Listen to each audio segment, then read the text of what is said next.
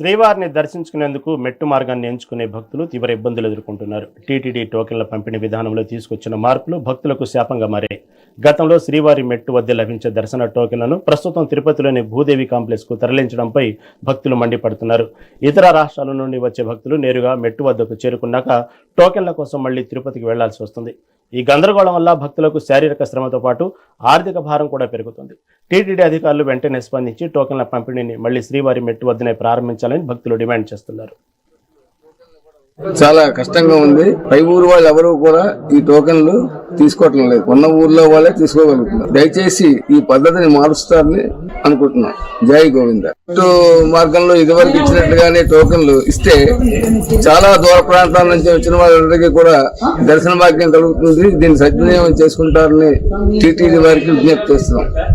శ్రీవారి మెట్టు మార్గంలో ఇదివరకు ఇచ్చినట్లుగానే టోకెన్లు ఇచ్చి ప్రజలకి భక్తులకు సహకరిస్తారని కోరుకుంటున్నాం.